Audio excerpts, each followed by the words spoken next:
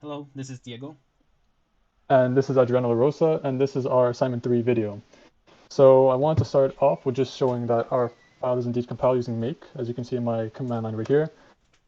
No errors, and our Makefile has our port variable. So yeah, that's it. Okay, so we're gonna start the server and show our login. So we've started our server now, and we will log in with our first client. Let's call it Jake.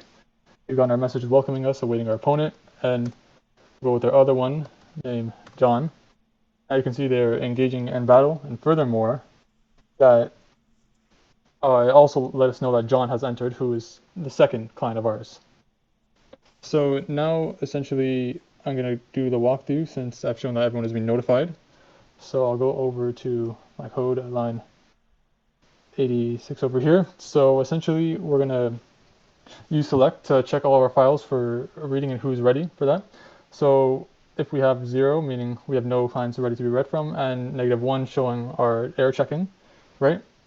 Essentially, a value greater than 0 will show that someone has written to a socket, and if a client tries to connect, we accept them, putting their file descriptor into the set of all file descriptors, and we'll set the attributes after adding the client, so right around here. And after creating the struct, that is. So we then prompt them using this custom function, which I will show over at line 347. We just tell them to write their name, and just write to them to tell them to do that. So going back over to my original part right here, we then from there will check through our clients to handle them for all the ones that have written.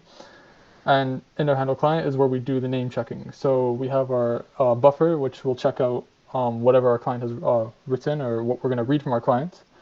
Now, essentially, we have if our client is not named, we're first going to be checking for the new line at the end of their comment, essentially meaning that they're still writing and they haven't finished writing their name down since we are in the non-canonical mode. And essentially, we'll take in our current input, complete the string, and then concatenate it onto our name attribute, and then return 0. And we'll keep doing that essentially until we find that we have come across a new line in our buffer, in which we will do the same process, but now we officially finish writing into our name variable, and we cut off the new line issue. From there, we write the message to say that this person has entered, writing their name, and then we broadcast that to everyone, which is a function that we were given.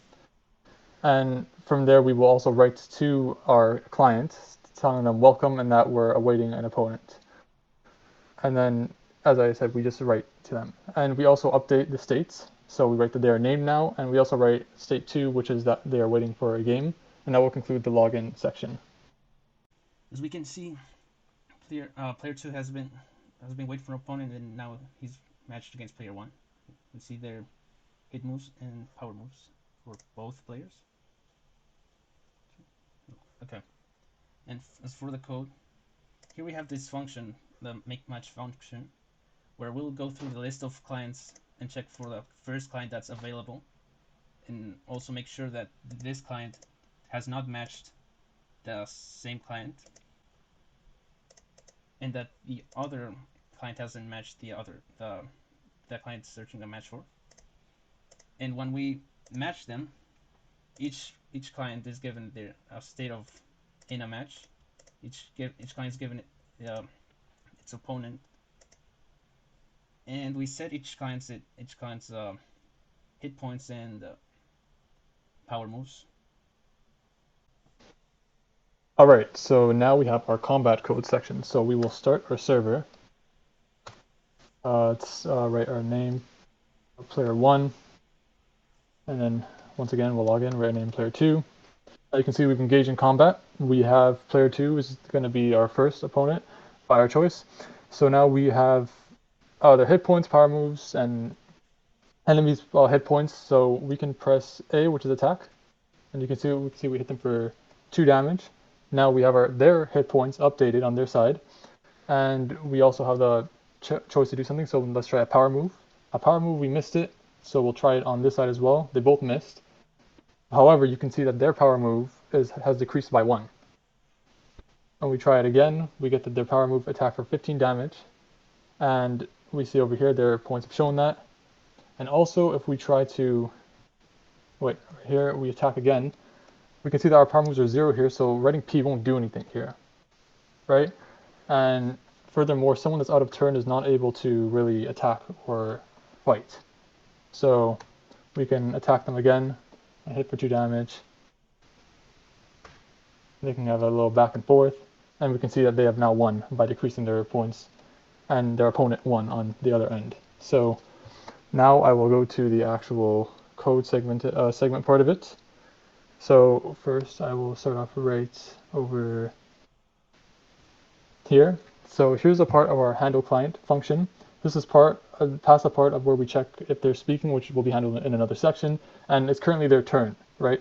So they're not speaking, so we can skip this whole segment of code, but what we can go is here. So we want to check for what their input is, and more specifically, it's just going to be one of 3 things, which is attack, power move, or just speaking, but we're going to focus on these 2, of course. So if our current buffer, if any of our buffers, the first one we come across since we iterate through it, is an A, then we will update our turns as needed, and then we will use our attack function and return from our handle. Similarly, for the power move, we do the same idea. We also make sure to check if our power moves are greater than 0, then we will do our power move, and also update the turns once again. So now I will just go over to their functions real quick. So that is right over here. So we have attack, in which we take a randomizer because we want to make our attacks random, and we make them in our specific range, being from 2 to 6. So we update our opponent's hit points and just write our messages as necessary over here to both players. So from here, we'll have to do a check to see if our opponent has lost the game, meaning their hit points is decreased below 0 or is 0 because we are the ones that are attacking them. If that's the case, we both set their states to looking for a game again. We set their previous opponents to each other, and then we just write our messages as necessary. And yeah, so we'll write our winning messages, and then we'll just write waiting to the opponents. And then from there, we will, if the game is still continuing, we will write the turn message to the opponent to notify them that it's their turn and what their options are. So from here, once again, we do power move. We check if their power moves are equal to 0. If so, we return and don't do anything. Otherwise, we will do our randomizer. We take some possibility that if it's an even number from our randomizer, then we will just say that we missed. Otherwise, we will, and also we will write that they missed, and change the turn over to the other opponent. Otherwise, we will do a similar idea where we hit the opponent and check if they've lost a game, similar to the previous function, and that basically concludes this section. Okay, so this will be the speaking segment of the video. So I'll start my server, get my player 1 in, my player 2 in, they have their opponents now, and I'll even get my player 3 in, so they're going to be awaiting an opponent. So we can see that when I write S, it allows me to speak. Hello, lets me know that I said that. It lets my opponent know that I said that hello. However, the player 3 was not notified, so the correct people are going to be notified. Also, I'm still in turn, so I can speak again. And now I can just attack. I cannot speak out of turn, right? So my opponent can speak now, okay. And essentially we can see here that the control turns back over to each correct person. So I'm going to now walk through the code. So essentially, if we are in game, we're going to check if it's a turn, and we're going to check if we're speaking, which gets updated right about here. So in the earlier part of the video, I mentioned that we check for certain commands. We check if our speak command is given. If that's the case, we enable our speaking to be on, and then we just write our speak entry to our player, and then we write to that player. From there, the next time we go through this handler, we will be speaking. And then similar to the way we read the names, that we're going to continuously check for this new line to be entered. If not, we're just going to keep concatenating our current buffer onto our message attribute or member. And then we'll check that if we do find our new line, then from there we will finish writing our buffer into our message, and we will write out what we speak, and we'll write that out to the other person as well. So from there, after doing our writing, we will change the speaking attribute to 0 again because we're no longer speaking, and just reset our message. And this will conclude the speaking section. Okay, so this is our enhancement section, which is every time a player wins, they get added to their streak, and they get 1 increase in health. So let me start at my server. I have player 1, player 2. they get into their fight, right? Now player 2 wins. So when our third player comes into the mix and they end up fighting player 2, we can see that in this new match, player 2's hit points are 21, which is one more than before. And that is the display basically of the enhancement, right? So going specifically to the code, we have in make match, we have this specific segment where we say if our streak, so essentially what we want to do is if we want to limit it to make sure that some characters are still going to be beatable even if they've won a lot. So if we have their streak is greater than 10, we limit the hit points to be at 30, and they originally start at 20. Otherwise, we will set the hit points to 20 plus their current win streak. So for every game they win, they get one added, capped at 30. And we do that for both players. Now I also like to direct you to this part of code, which is just about over here, right, in attack. So it's the same idea where we check their overall hit points. Okay, here we see we have two simultaneous battles. Okay. And we see that, for example, when we speak in this one, it does not appear in this one. We see that whatever happens between them, it stays in these battles.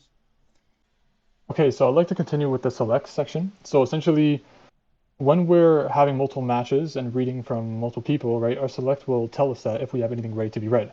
So if there's nothing, then we do not read from it. We've gone through this before, but I want to specifically mention the matchmaking part.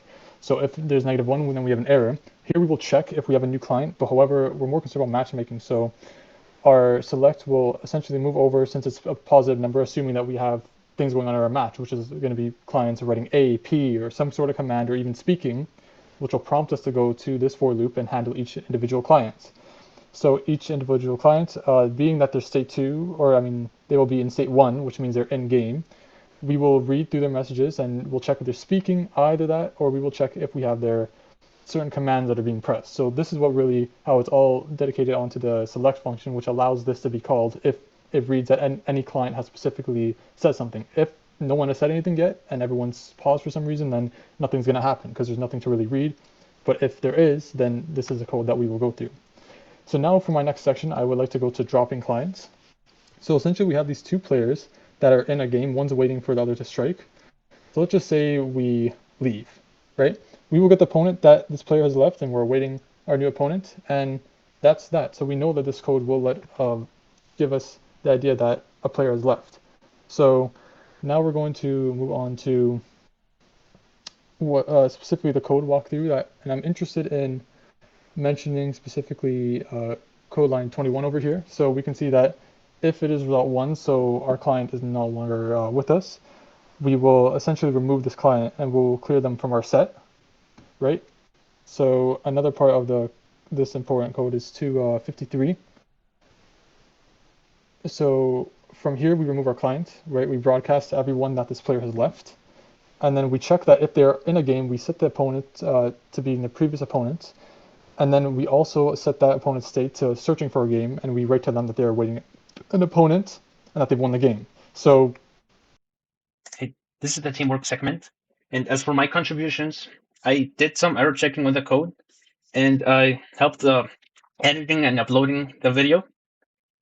okay, and so for my contributions, I made the code. I made all the functionality and the functions. I helped with the video as well. Of course, as you can hear my voice. And Mike's role, although he was not here for this video, he made the Makefile. So our teamwork in this video was basically just being us, just constantly talking back and forth and making sure what sounds right for certain sections and making a script together. We've divided our video into different segments, trying to help each other in certain points that may be important. And overall, this video process has gone well because he's been doing most of the editing and I have been making more idea creation. Okay, so this is the trying to break code segment. There's two specific parts, features kind of that I'd like to outline here. So when we have our two players enter their match, right, we can see that if we try to have the other player write anything, a command, P, nothing's really going to happen because it's not their turn, so they can't really break that, right? And we can see once it is their turn that they're allowed to, of course, do that, right? Furthermore, another thing is that when a player leaves in the middle of a match, right, they will have a message that their player has left, their opponent that is, and that they're now awaiting a new opponent. So that is the trying to break code segment of this video.